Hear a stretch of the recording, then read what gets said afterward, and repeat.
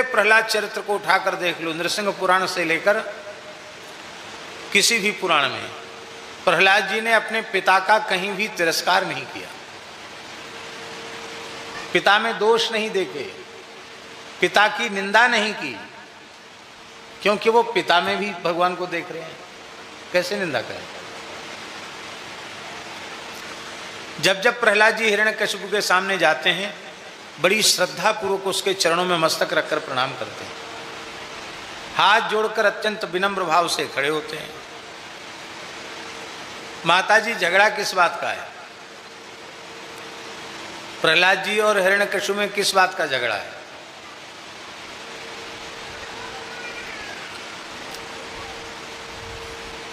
हिरण्यकशिपु कहता है, और किसी को परमात्मा मत मानो, मुझे ही जगदीश्वर जगन्नाथ परब्रह्म परमात्मा सर्वेश्वर के रूप में स्वीकार कर लो। अब प्रहलाद जी का कहना यह है कि परमात्मा से भिन्न कोई वस्तु ही नहीं है, कोई व्यक्ति नहीं, कोई पदार्थ नहीं। आप जो अपने को परमात्मा कह रहे हो, इसका अर्थ है आपके सहित ये पूरा विराट परमात्मा का स्वरूप है। बस प्रहलाद जी इस सार्वभौम सत्य को कह रहे थे, इसलिए प्रहलाद जी ने कहा, नहीं, ये तो नहीं हो सकता कि तुम अकेले परमात्मा हो, क्योंकि तुम देह भाव में स्थित होकर के अपने को परमात्मा कह रहे हो।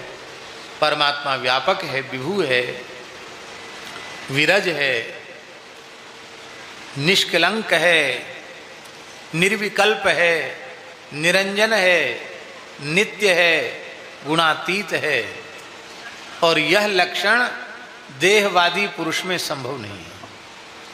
तुम देह में स्थित होकर बोल रहे हो, और ये देह में स्थित होकर बोलना सत्य नहीं, ये झूठी बात है।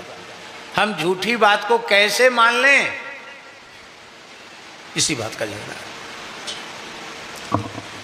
तो ठीक से श्रवण होगा, ठीक से कीर्तन होगा, तो स्मरण भी होगा, इसमें तनिक भी संदेह नहीं है, स्मरण अपने आप होने लग जाएगा।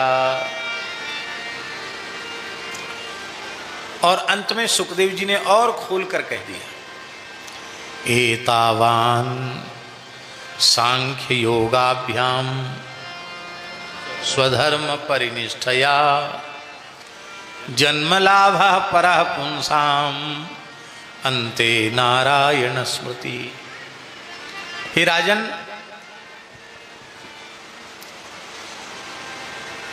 ज्ञान योग के मार्ग पर चलकर कोई साधक जाए, अथवा निष्काम कर्म योग के मार्ग पर चलकर कोई साधक जाए, अथवा भक्ति योग के पथ पर चलकर कोई साधक जाए, ज्ञान योगी, कर्म योगी, भक्ति योगी, इन सभी पुरुषों की साधना का अंतिम फल क्या है? बहुत ध्यान से सुने। इन समस्त साधकों की साधनाओं का अंतिम फल है अंते नारायण स्मृति, अंत में भगवान की याद आ जाए।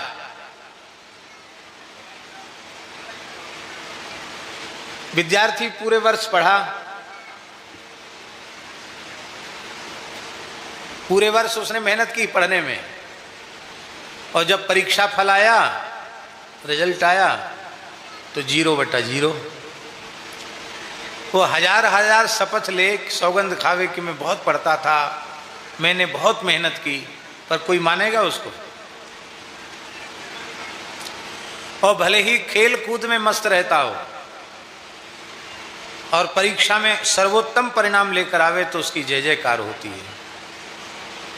तब ये कहना पड़ता है कि भाई पढ़ता था, कम पढ़कर भी ज्यादा पढ़ गया, क्योंकि इसकी बुद्धि में ग्रहण शक्ति बहुत अच्छी थी, और ये बहुत पढ़ने के बाद भी कुछ नहीं पढ़ा। महाराज जी, सारे जीवन की साधना का अंतिम फल है अंतिम स्थिति कैसी है। यदि शरीर संसार में प्रेम होगा, तो मृत्यु के क्षण में शरीर संसार याद आएगा, और भगवान में प्रेम होगा तो भगवान याद आएंगे। तो सारे जीवन साधना करने के बाद भी शरीर संसार में प्रियता बनी रही, भगवान में प्रियता नहीं हुई,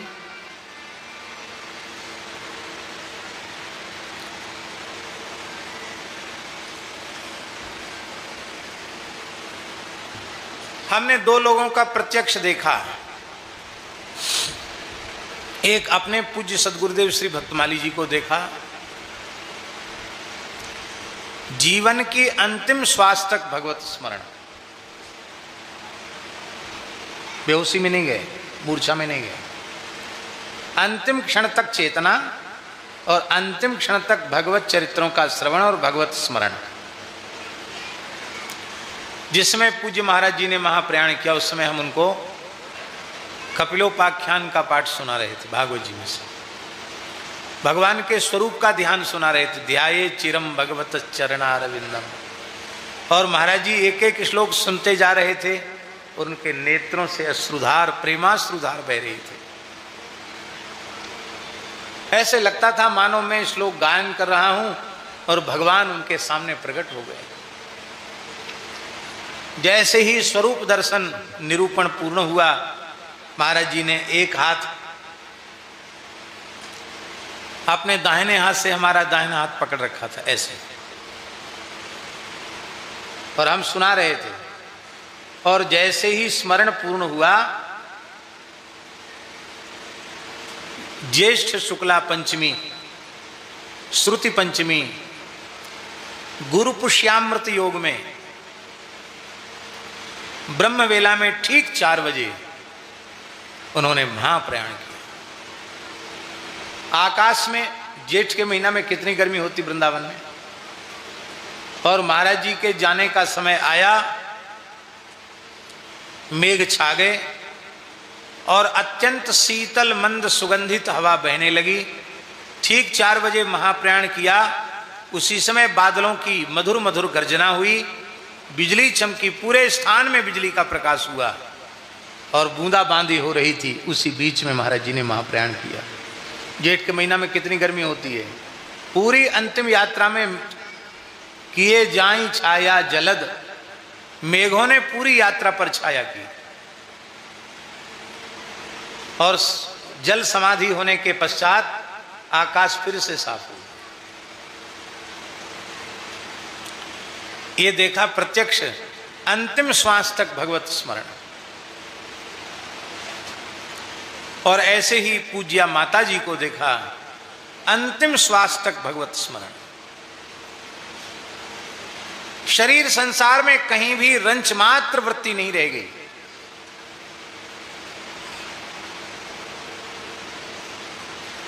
सेवा में माता जी जो नर्स थी, उसने पूछा कि आप तो कहती थी कि मेरी राधा सखी हमको लेने आएगी, आपकी पल्स गिर रही है, कहाँ है आपकी राधा सखी? तो माता जी बोली कि तुमको दिखता नहीं है, यहीं तो है। कहाँ है? बोले मेरे साथ बैठी, मेरे आसन पर बैठी हुई है, और कह रही अम्मा हम तुमको लेने आए। और उसी समय तीव्र गति से नाम जप तो चलते ही रहता था, पर उसके बाद इतनी तीव्र गति से नाम शुरू हुआ, जिस समय उन्होंने अपने देह का विसर्जन किया, उस समय भी तीव्र गति से नाम चल रहा था और उनका मस्तक मेरी गोद में था।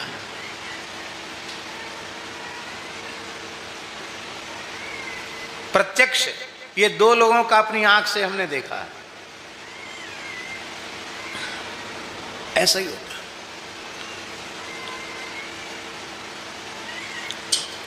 अंते नारायण स्मृति। इसलिए हर साधक को ऐसा साधन कर लेना चाहिए कि जब कभी भी मृत्यु आ जाए, हमें शरीर संसार की सुध न रहे, उस समय हमें केवल भगवान की याद आवे। भगवान में ऐसा प्रेम हो जाए। अंते नारायण स्मृति। अब एक प्रश्न है, मान लो अंतिम क्षण में शरीर का कोई प्रारब्ध आ जाए और व्यक्ति कोमा में चला गया, बेहोशी में चला गया, अब तो उससे कुछ याद ही नहीं है। कई बार तो कोमा में कई कई दिनों तक लोग रह जाते हैं, इसके बाद शरीर पूरा होता है। और जीवन भर उसने भगवान का स्मरण किया, पर मृत्यु के क्षण में सन्निपात के कारण, वात पित्त कफ के जोर के कारण अथवा किसी शारीरिक उपद्रव के कारण भगवान की विस्मृति हो गई, भगवान को नाम लेना भूल गया, तो क्या उसका जीवन भर का स्मरण व्यर्थ हो जाएगा? बहुत ध्यान से सुने, भगवान ने आश्वासन दिया है, जो जीवन भर मेरे पवित्र नाम रूप लीला का स्मरण करते हैं, मृत्यु के क्षण में कथनचित उन्हें मेरे नाम की याद भूल जाए तो भी उनका कुछ अनिष्ट नहीं होता, क्योंकि मैं स्वयं उनके बदले नाम जप कर लेता हूं और नयाम इमम साधनम, नाम लेकर मैं स्वयं उन्हें अपने नित्य धाम में ले जाता हूं। इसलिए भैया आज से, अभी से, इसी क्षण से निरंतर भगवान नाम लेने का व्रत ले लो।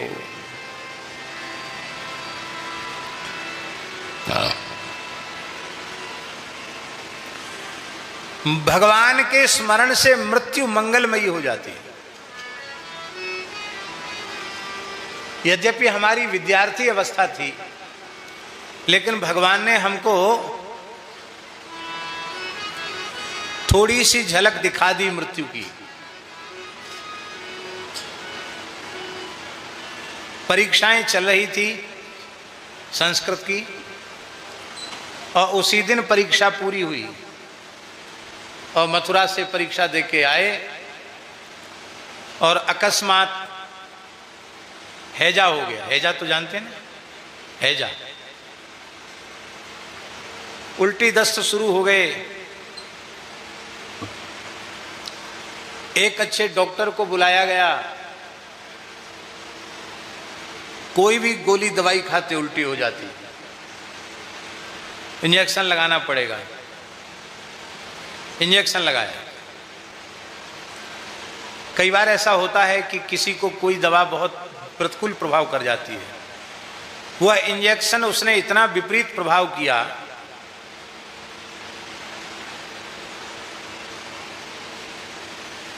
वो इंजेक्शन ने जहर का काम किया, ऐसा समझो आप, विष का काम किया। उस इंजेक्शन का इतना प्रतिकूल प्रभाव हुआ कि जैसे शरीर में बिजली के करंट लगने से झटके आते हैं, ऐसे शरीर में झटके आने शुरू हो गए। शरीर में झटके आने लग गए, विष बन गया शरीर में, जिसको कहते हैं फिट आना, झटके आने शुरू हो गए। तो एक बार लगा कि बहुत जोर से शौच की इच्छा है, तो उसी स्थिति में हम गए। एक बार छत पर गिर गए झटका आने से, फिर दूसरी बार नल पर गिरे, तीसरी बार शौचालय में गिर गए। फिर भी थोड़े भीतर से कठोर हैं, तो गिरने के बाद भी किसी को पुकारा नहीं, शौच होके आए, नल के पास फिर गिर गए। फिर थोड़ा होश आया, फिर हाथ वाथ धोए, पैर धोए, मिट्टी लगाई, आधा स्नान किया। स्नान तो हमेशा पूरे ही करते हैं, लेकिन वो आधा ही कर पाए, फिर बेहोशी हो गई। अब इसके बाद हमारे मन में ये बात आई कि लगता है अब हमारी मृत्यु का समय बिल्कुल निकट है, क्योंकि बार बार आंखों के सामने अंधेरा छा जाना, भीतर से अनुभव हो गया कि मृत्यु है। तो माताजी एक बार तो मन में बड़ी घबराहट हुई, मरने के नाम से कौन नहीं घबराएगा। अवस्था ही क्या थी। यह बात सन 1990-91 की होगी।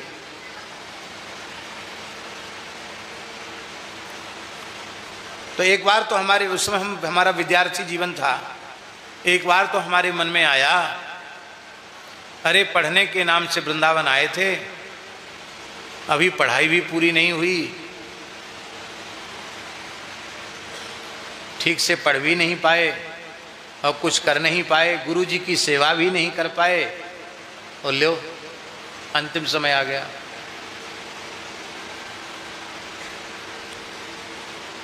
अब शरीर तो अब नहीं रहेगा, और हमारी मृत्यु की सूचना हमारे घर भेजी जाएगी, मेरी माताजी बहुत दुखी होंगी। हो सकता महाराज जी को कुछ कुछ बोलने लग जाएं, उनको कौन समाधान देगा? ये सब बातें दिमाग में आने लगी, तो लगे हम मर जाएंगे। दूसरे ही क्षण ने बुद्धि ने सकारात्मक चिंतन किया।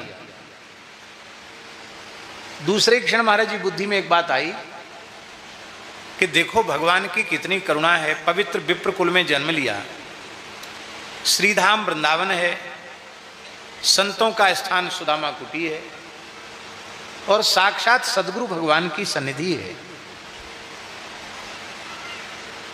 आज न कल हमेशा कोई 1000 वर्ष तो कोई जीने वाला है नहीं, मरना तो है ही है। तो हम कितने भाग्यशाली हैं कि सदगुरु भगवान की सन्निधि में हमें अपने प्राणों का विसर्जन करना होगा। उनकी दृष्टि पड़ेगी, उनका हाथ माथे पर पड़ेगा, हमको तो भगवत प्राप्ति हो ही जाएगी। अब संदेह नहीं है, हमारे कल्याण में संदेह नहीं है। अब हमें सावधान होकर भगवत स्मरण करना चाहिए। ये बात केवल माताजी मन में आई और मन में आते ही बड़ी तीव्र गति से षडक्षर राम तारक मंत्र, आज गुरु मंत्र भीतर से जैसे जागृत हो गया, तेजी से मंत्र चलने लग गया और हम बेहोश हो गए। इसके बाद हमें पता नहीं, महाराज जी ही छत से गोद में उठाकर लाए, लोग इकट्ठे हो गए। रात्रि का समय था। एक डॉक्टर साहब हैं, उनको बुलाया गया। उन्होंने कहा कि शरीर में विष बन गया है और अमुक इंजेक्शन मिल जाए और वो लग जाए तो इन्फेक्शन कम होगा, शायद बच जाए। हमको पता नहीं, हमको जो लोगों ने बताया वो हम बात आपको बता रहे हैं। अब रात्रि को 1 बजे 1:30 बजे कौन सा वृंदावन, तो अब तो बढ़ गया वृंदावन, उस समय उतना नहीं कर लो कि हर समय तैयारी बनी रहे, पूरी पक्की तैयारी। अभी ठाकुर जी कहें चलो तो हम तैयार बैठे हैं, चलो। और वो तैयारी क्या है? वो तैयारी इतनी ही है कि हमारी भगवान में इतनी प्रीति हो जाए कि हमें शरीर संसार में कहीं राग न रह जाए, किसी की याद ना आवे, न चेला की, न चेली की, न भाई की, न बहन की, न मैया की, न बाप की, न इष्ट की, न मित्र की, किसी की याद ना आवे। केवल एक ही बात याद। क्या कहा था? यदि मृत्यु के क्षण में मेरे मुख से राम नाम निकले तो समझना कि मैं महात्मा हूं, यदि राम नाम नहीं निकले तो समझना मैं पाखंडी हूं। और जैसे भी उनका शरीर नष्ट होने का विधान जैसा था वैसे नष्ट हुआ, लेकिन उन्होंने अंतिम श्वास में हे राम हे राम हे राम कहकर के अपने प्राणों का विसर्जन किया। यह किसका प्रभाव था? यह उनकी नाम निष्ठा का प्रभाव था। नाम के प्रति उनमें जो प्रीति थी उसका यह महात्म्य था कि मृत्यु के क्षण में 3 बार राम नाम का स्पष्ट उच्चारण करके तब वो मौन हुए।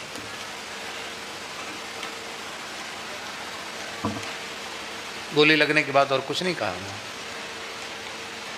राम राम राम 3 बार।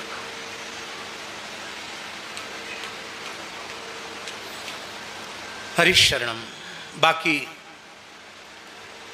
केवल इतने ही विषय का हमें स्मरण है, इसलिए मैंने उसकी चर्चा की। बाकी और विषय की चर्चा करना आवश्यक नहीं।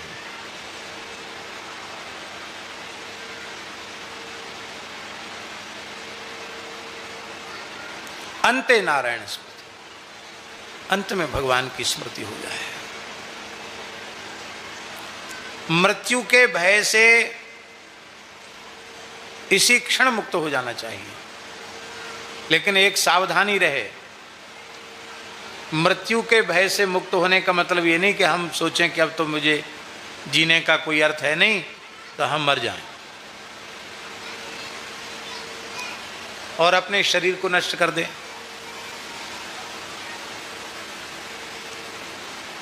हमारे यहाँ महाराज जी शास्त्रों में लिखा है, आत्महत्या से बड़ा दूसरा कोई पाप नहीं। यह अनेक आध्यात्मिक शक्तियों का खजाना, जिसमें संपूर्ण पिंड ब्रह्मांड में सब कुछ स्थित है, यत पिंडे तद ब्रह्मांडे, और इस अत्यंत देव दुर्लभ मनुष्य शरीर को नष्ट करने से बड़ा कोई पाप नहीं। अभी एक बात आई है तो लंदन की, कि वहाँ एक कानून पारित हो गया कि कोई व्यक्ति अपनी बीमारी से, परेशानी से ज़्यादा दुखी है तो डॉक्टर को कह के वो ऐसा इंजेक्शन ले सकता है कि वो स्वेच्छा मृत्यु वरण करे अपना। मैं इस जिंदगी से अच्छा मर जाना अच्छा है। बहुत ध्यान देकर के सुने जो हम कहना जा रहे हैं। इस प्रकार से स्वेच्छा पूर्वक भी शरीर को अधिक से अधिक कष्ट का अनुभव करने के बाद शरीर को नष्ट करना आत्महत्या है। और आत्महत्यारे की अंत्येष्टि का निषेध किया है हमारे धर्मशास्त्र ने।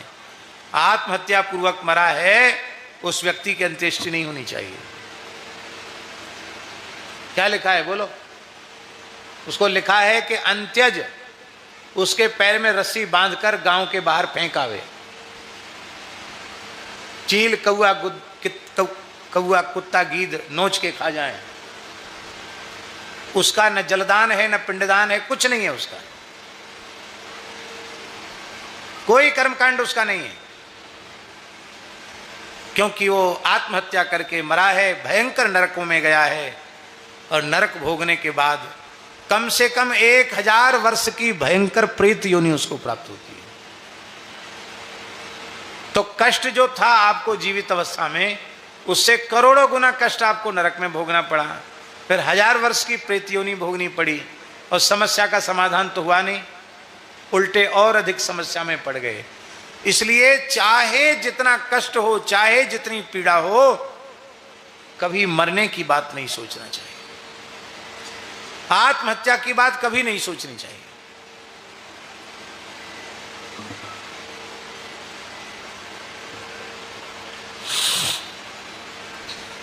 कोई मरने वाला व्यक्ति बहुत कष्ट पा रहा है, उसके लिए भी ये प्रार्थना नहीं करनी चाहिए कि जल्दी मर जाए।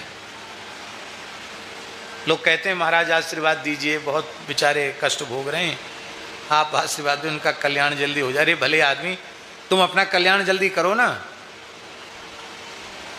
तुम पूछ रहे हो तुम अपना कल्याण जल्दी करो, उसके कल्याण की चिंता क्यों लग गई तुमको?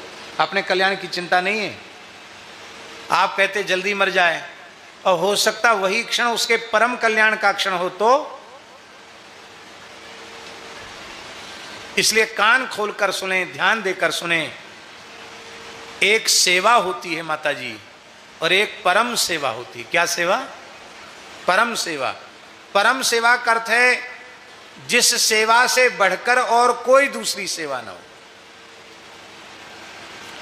ये जितने काम है ना अच्छे अग्निहोत्री जी, ये सब सेवा के काम है, पर ये सेवा है, परम सेवा नहीं है। परम सेवा वो है कि किसी भी मरने वाले व्यक्ति के निकट पहुंच जाना। डॉक्टरों ने कह दिया अब ये बचेगा नहीं, तो फिर तुरंत गैया के गोबर से लीप करके, कुशा बिछा करके, तिल बिछा करके, उत्तर की ओर सिर करके, दक्षिण की ओर पैर करके उसको लिटा देना। तत्काल मुख में भगवान शालिग्राम जी का गंगा जल में चरणामृत उतार के देना। उसकी छाती पर गीता जी को पधरा देना। तुलसी माला न हो तो उसके कंठ में डाल देना, और घर के सब लोग मिलकर खूब कीर्तन करें, श्री राम जय राम जय जय राम, श्री राम जय राम जय जय राम, श्री राम जय राम जय जय राम, अथवा हरे राम राम राम हरे हरे, हरे कृष्ण कृष्ण कृष्ण हरे हरे, जो भी हो, नारायण नारायण नारायण नारायण नारायण नारायण, जब तक उसका अंतिम श्वास न हो तब तक कीर्तन करते रहें। और ये सेवा है परम सेवा। भले ही उस मरने वाले व्यक्ति ने जीवन में कुछ न किया हो, लेकिन मरते समय भगवत चरणामृत गंगा जल मिल गया, तुलसी का गीता जी का स्पर्श हो गया, और इतने वैष्णवों के द्वारा भगवान नाम सुनाया गया, तो भले ही उसके व्यक्ति के जीवन में कोई साधना न रही हो, वह निश्चित ही वैकुंठ का अधिकारी होगा, इसमें संदेह नहीं है। तो एक जीव को आपने भगवान तक पहुंचा दिया, इससे बड़ी सेवा और कोई दूसरी क्या हो सकती है। इसलिए आदरणीय प्रातस्मरणीय सेठ श्री जयदयाल गोविंदका जी ने, जो गीता प्रेस के संस्थापक थे, उन महापुरुष ने इस सेवा को परम सेवा नाम दिया। क्या सेवा नाम दिया? और अभी भी उनकी परंपरा में यह सेवा चल रही है। लोगों को कहा, सबको सूचित कर दिया जाता है, हमारी टोली तैयार है, किसी के घर में कोई मरने वाला हो तो तत्काल सूचना देना है। अभी ऋषिकेश में शेठ जी की प्रेरणा से ऐसे पवित्र कार्य में कुछ लोग लगे हुए, वो लोग बोल रहे थे, बोले महाराज हमारी बदनामी होने लगी। उनकी क्या? बोले जैसे ही पहुँचते हैं तो लोग कहते यमराज की जमात आ गई। क्यों? क्योंकि जब तक वो मरता नहीं तब तक हम लोग छोड़ते नहीं, वहीं कीर्तन करते रहते हैं, और वो प्रायः मर ही जाता है, बचता बहुत कम है। तो हमको लोग कहते हैं कि लो आ गई अब यमराज की जमात, अब तो ये मरेगा ही जरूर। नहीं मरने वाला होगा तो भी इसको मरना पड़ेगा, ये आ गए हैं मारने वाले लोग। भैया दुनिया में कितनी भी बदनामी कोई क्यों ना हो, यमराज कहे और कुछ कहना हो कह ले। हमने उन लोगों को कहा कि यमराज से इतना क्यों घबराते हो, 12 महाभागवतों में एक महाभागवत हैं, इसलिए प्रसन्न हो जाओ, पर यह सेवा छोड़ना नहीं। यहाँ तक महाराज जी अपने पशु पक्षियों को भी मरणासन देखकर नाम सुनाना चाहिए। हमारे सूर्यश्याम गौशाला में कोई गोमाता प्राण त्यागने को होती तो पूज्य बाबा ठाकुरदास जी महाराज ब्रजवासियों के सहित देवेंद्र जी वगैरह सबके साथ बैठकर वहाँ कीर्तन करते थे। गिरिराज जी का चरणामृत गाय को देते, जब तक उसके प्राण नहीं निकल जाते तब तक लगातार कीर्तन करते। हमारे खाक चौक में पहाड़ी बाबा आश्रम में एक गाय थी, बहुत ही दिव्य गाय थी। हम समझते हैं कम से कम 22 बार ब्याई होगी वो। कितनी बार महाराज जी? जबकि इतनी लंबी ब्याती नहीं है गाय। 3 वर्ष में गर्भिणी के गर्भधारण के योग्य हो जाती है, 3 साढ़े 3 वर्ष में 20-22 बार ब्याई है। और 3 टाइम दूध देती थी, बाद में थोड़ा थोड़ा दूध देती, लेकिन 3 टाइम दूध देती थी। दूध नहीं निकाला हो तो चारों थनों से दूध टपकने लग जाता था। शुद्ध वेद लक्षणा भारतीय गाय। वो बीमार हो गई, आयु पूरी थी। महाराज जी ने तत्काल हमें बुलाया, पहाड़ी बाबा महाराज ने बोले बुलाओ उनको। आ गए हम। बोले देखो इसने ठाकुर जी की संतों की बहुत सेवा की है, लंबे समय तक ठाकुर जी को संतों को दूध पिलाया, अब इसका समय पूरा हो गया, तो भला अब इसको गीता विष्णु सहस्रनाम सुना दो। और महाराज जी उसके मस्तक के पास बैठे हैं, गुरुदेव पहाड़ी बाबा महाराज बीच बीच में मुंह खोल के उसको भगवान का चरणामृत दे रहे हैं, तुलसी दल दे रहे हैं, और हमसे बोले खूब तेज तेज से सुनाओ। संपूर्ण गीता हमने सुनाई, संपूर्ण विष्णु सहस्रनाम हमने सुनाया। जैसे ही अंतिम आया सर्व प्रहरणा युद्ध ओम नम इति, बस सर्व प्रहरणा युद्ध कहते ही, ओम नम इति कहते ही गाय ने अपने प्राणों का विसर्जन किया। महाराज जी की आंख से आंसू आ रहे हैं और क्या बोल रहे हैं, हे ठाकुर जी आपकी और आपके प्यारे संतों की इसने बहुत सेवा की है, आप इसे नित्य गोलोक प्रदान करो। हमें पता नहीं था कि पधार गई। आगे फलश्रुति बोलने वाले थे, महाराज जी बोले बस हो गया काम, ये गई गोलोक। और हम लोग कीर्तन करते हुए उसको यमुना जी लेकर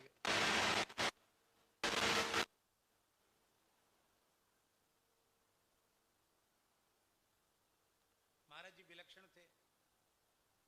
बोले तुमने गीता विष्णु नाम सुनाया है, कुछ तो लेना पड़ेगा। 11 सिक्का रुपया, सिक्के वाले रुपया 11 रुपया दिया। हम तो डर गए, कांप गए। मैंने कहा महाराज जी नहीं। अरे बोले भाई देखो ब्राह्मण अंतिम क्षण में है तो कुछ देना चाहिए जिसको इसकी गति होवे। मैं डर गया, मैंने महाराज जी को, भक्तमाली जी को पूछा। महाराज जी बोले कोई बात नहीं, बड़ों की आज्ञा है, यमुना स्नान करके आओ और भगवान शंकर मिला है गोपेश्वर महादेव जी में।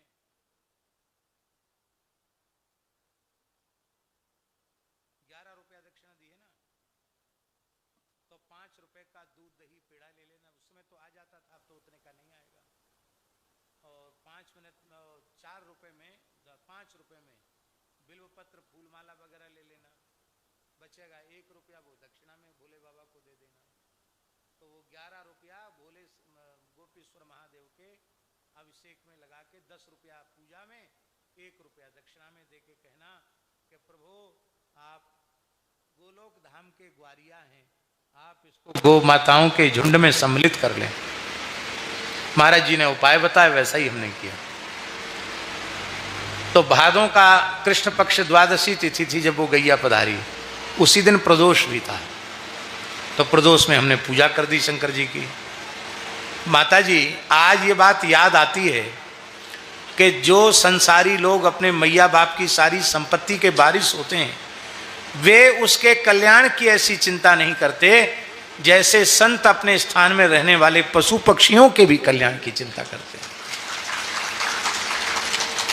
इसलिए भैया सच्चे हितैषी या तो ठाकुर जी हैं या संत हैं, दूसरा कोई हितैषी नहीं है। इसलिए और कहीं कुछ मत बनाना, संतों की नाली का कीट भी बन जाएंगे तो उन्हें कुल्ला करेंगे तो शीत प्रसाद मिल जाएगा, वो चरण धोएंगे तो चरणामृत मिल जाएगा। इसी में हमारा कल्याण हो जाएगा। अंते नारायण स्मृति, अंत में भगवान की याद आ जाए, ऐसा साधन कर लो। तो मरने वाले को भगवान नाम खूब सुनाओ जिससे उसकी सदगति हो। और रोना गाना तो अज्ञानता है, रोने गाने का क्या है। हमारे रोने से कोई समाधान निकलता हो तब तो हम रोएं, समाधान तो निकलना नहीं है तो रोने का क्या प्रयोजन, कोई प्रयोजन नहीं।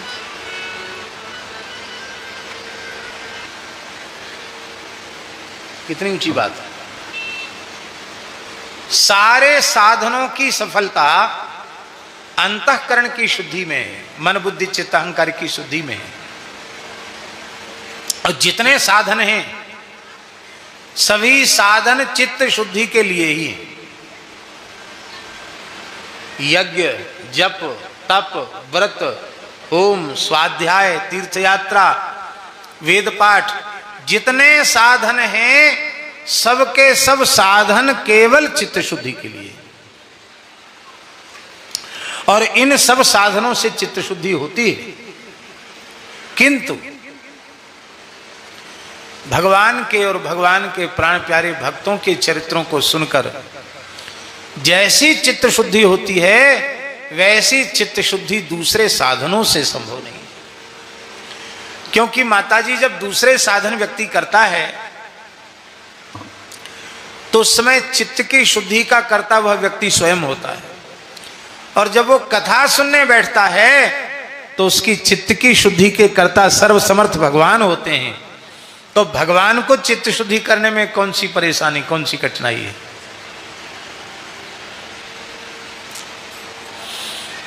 अग्निहोत्री जी तो सामर्थ्यवान है। कोई इस गांव का बहुत सामान्य व्यक्ति अपने मन में ये सोचे कि हमें पूरे इस गांव की पूरी सफाई करवानी, कहीं कोई तिनका न मिले कचड़े का, एकदम स्वच्छ पूरा गांव सज धज जाए। काम से ज्ञानियों का ग्रहण किया और सर्व काम से कर्म मार्ग के पथिकों का ग्रहण किया। आप ज्ञान मार्गी, भक्ति मार्गी, कर्म मार्गी किसी मार्ग का अनुसरण करने वाले हों, आपके संपूर्ण जीवन की साधना का चरम फल है। आहा, तीव्रेण भक्ति योगेन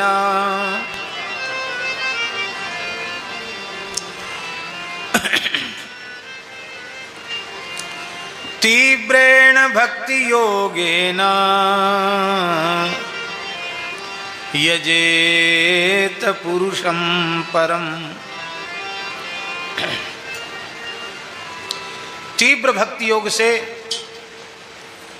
परम पुरुष भगवान का यजन करे। ये तीव्र भक्ति योग क्या है? आप यहां से वृंदावन पैदल जाएं तो देरी से पहुंचेंगे कि नहीं? कम से कम 500-700 किलोमीटर तो होगा वृंदावन यहां से, हैं? 500।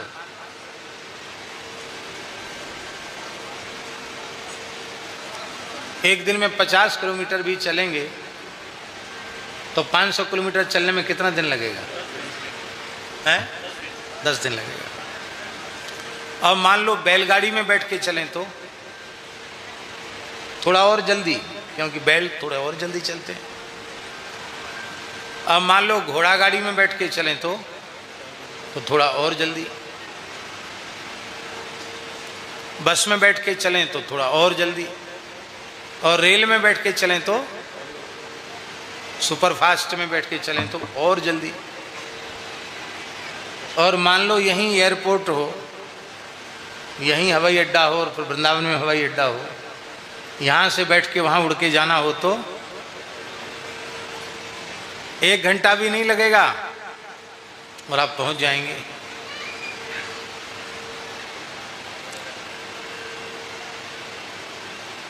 इसलिए कर्म योग, ज्ञान योग ये अलग अलग वाहन के साधन है, पर तीव्र भक्ति योग हवाई यात्रा है। इसी जन्म में, इसी शरीर से, इसे तीव्र भक्ति योग, मंद्र भक्ति योग नहीं, तीव्र भक्ति योग। तीव्र भक्ति योग का अर्थ है अपने साधन को कभी शिथिल नहीं पड़ने देना और साधन से कभी संतुष्ट नहीं रहना।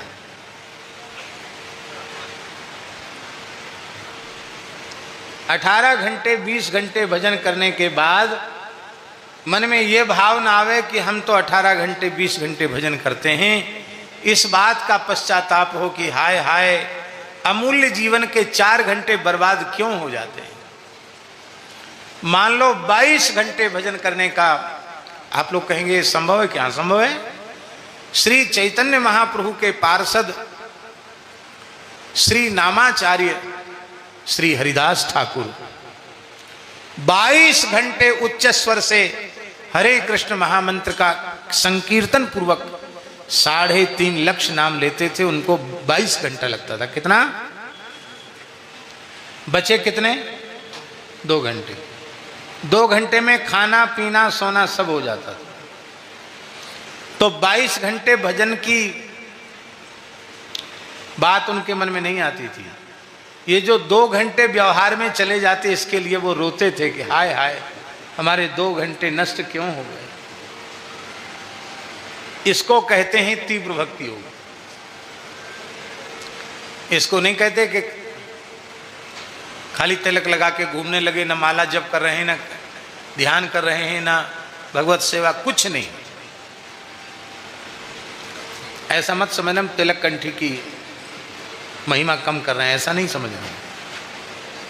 पर साधन को निरंतर तीव्र करते चले जाना, साधन को शिथिल नहीं करना, साधन तीव्र से तीव्र हो, बस। अभी भी ऐसे महात्मा हैं माता जी जो 24 घंटे में 2.5-3 घंटे ही विश्राम करते हैं।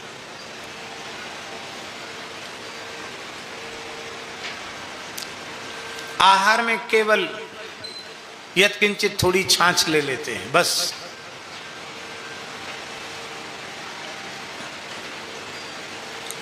मुश्किल से 3-3.5 घंटे विश्राम करते हैं। डॉक्टर तो कहेंगे ये संभव ही नहीं है। आप डॉक्टर ही पढ़िए, डॉक्टर लोग कहेंगे संभव नहीं, 6 घंटे कम से कम सोने के लिए चाहिए। वो पूर्ण स्वस्थ हैं, कोई किसी प्रकार की बीमारी नहीं, 1 कौड़ी की भी दवाई नहीं खाते, दवाई के नाम से कोई चीज नहीं खाते। हम लोग संसार के भोगी विषयी प्राणी हैं, पर जिनका आहार केवल भगवत भजन बन जाता है, फिर उन्हें, भाई शरीर को विश्राम मिलना जरूरी है ना, तो भजन में ही उनको विश्राम मिल जाता है। भजन ही उनका जीवन बन जाता है, भजन ही उनका प्राण बन जाता है। इसलिए तीव्रेण भक्ति योगेन यजेत पुरुषं परम।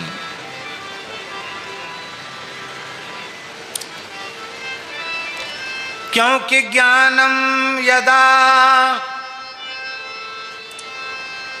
प्रतिनिवृत्त गुणोर्मि चक्र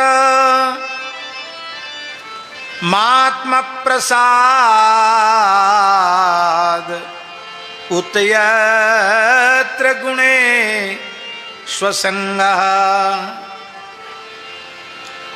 कैवल्य सम्मत पथस् त्वथ भक्ति योगः को निर्वृतो हरि कथा सुरतिम न कुर्यात्। बड़ी अद्भुत बात है।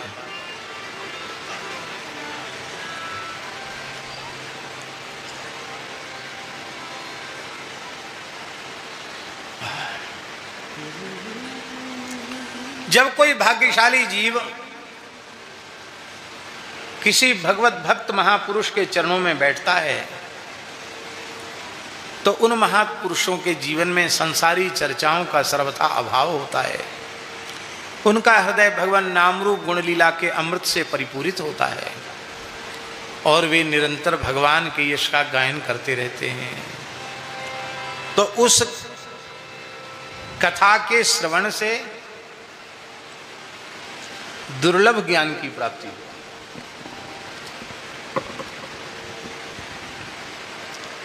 ज्ञान क्या है? अर्थ पंचक का बोध ही ज्ञान है। क्या है? अर्थ पंचक का बोध ही ज्ञान। अर्थ पंचक ज्ञान को ही ज्ञान कहा गया। ये अर्थ पंचक क्या है? बहुत ध्यान दे करके सुने।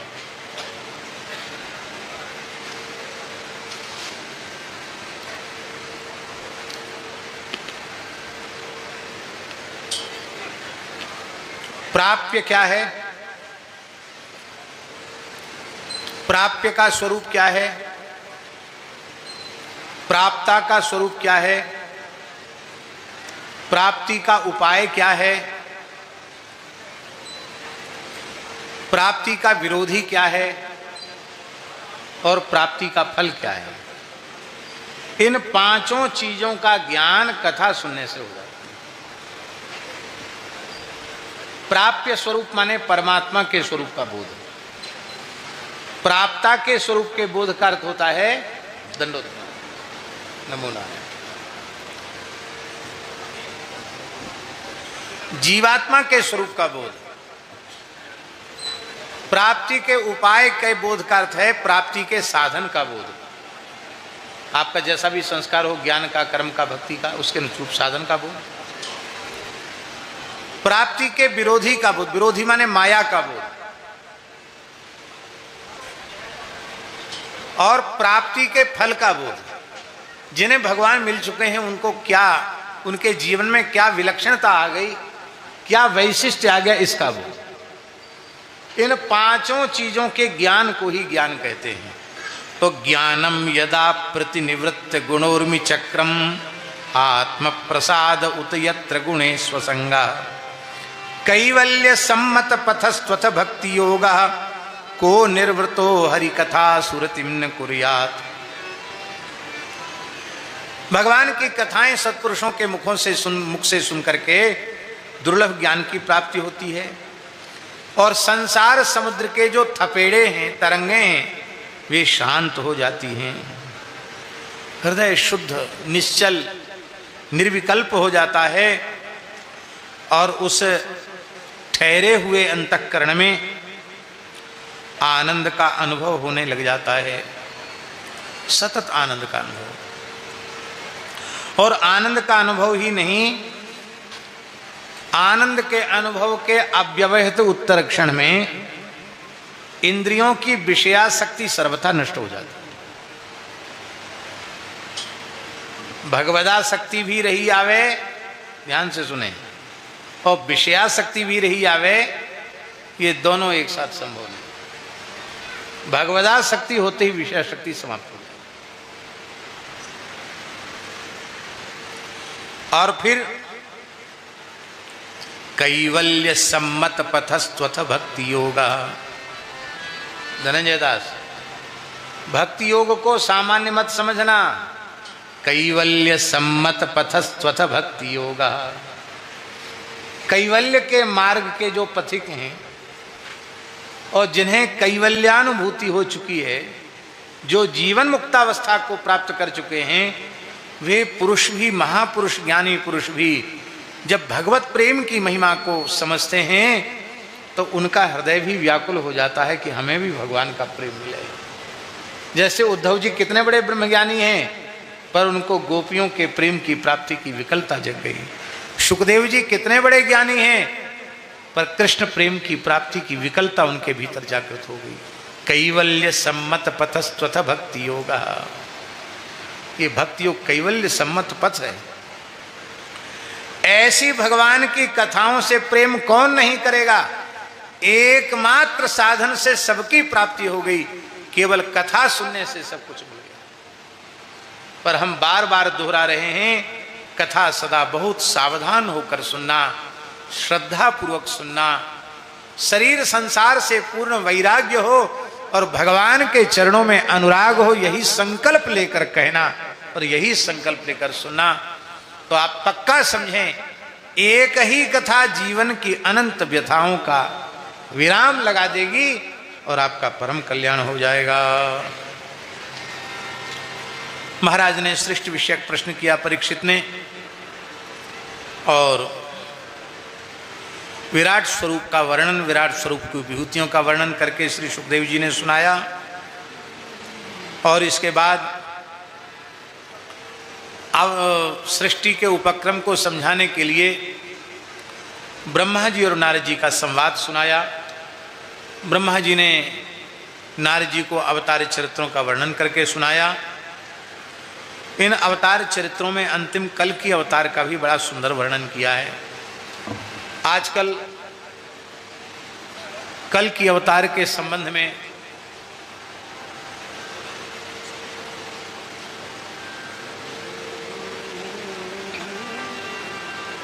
खूब प्रचार हो रहा है। कोई कहता है कल की अवतार होने वाला है, कोई कहता है कल की अवतार हो गया है।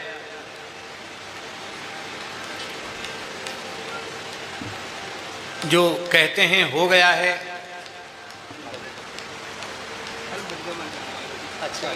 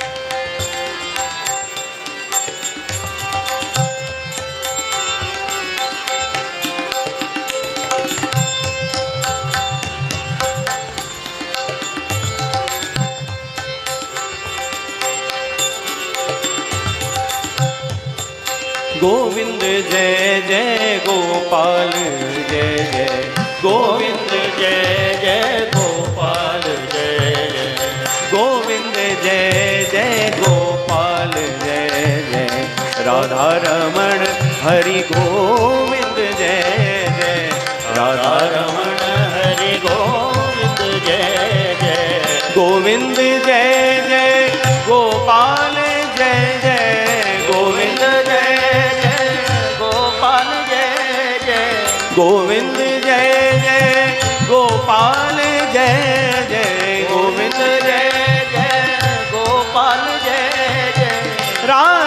रमण हरि गोविंद जय जय, राधा रमण हरि गोविंद जय जय, गोविंद जय जय गोपाल जय जय, गोविंद जय जय गोपाल जय जय, गोविंद जय जय गोपाल जय जय, गोविंद जय जय गोपाल जय जय, राधा रमण हरि गोविंद जय जय, राधा रमण हरि गोविंद जय जय।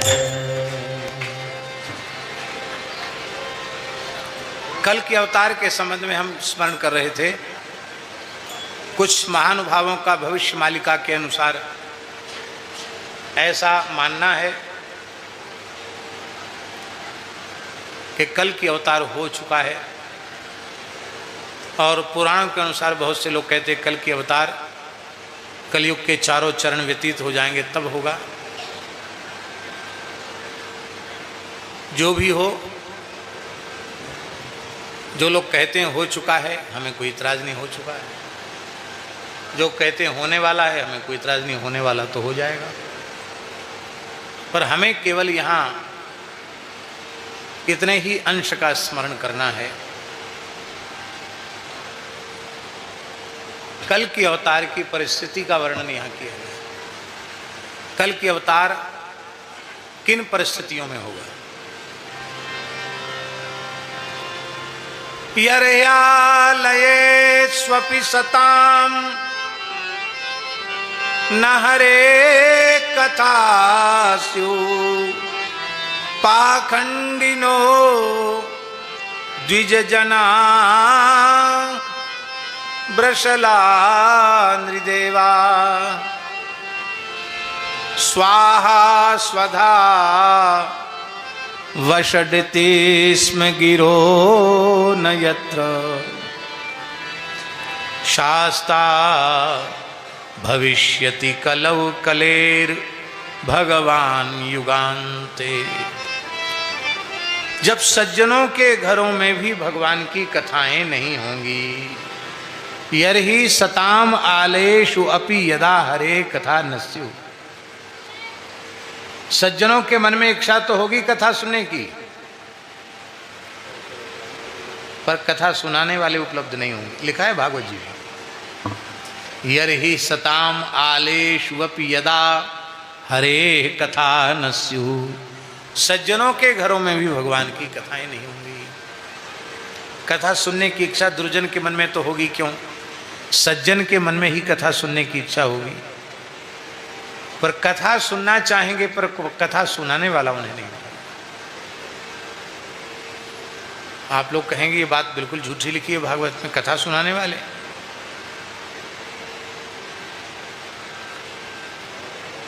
पूज्य श्री अतुल कृष्ण गोस्वामी जी कहते थे, वृंदावन कथावाचकों की मंडी है। क्या है मंडी? जानते हो? बाजार। जितना चाहो उतना ले आओ, बस भर के ले आओ, ट्रेन भर के ले आओ, चलो।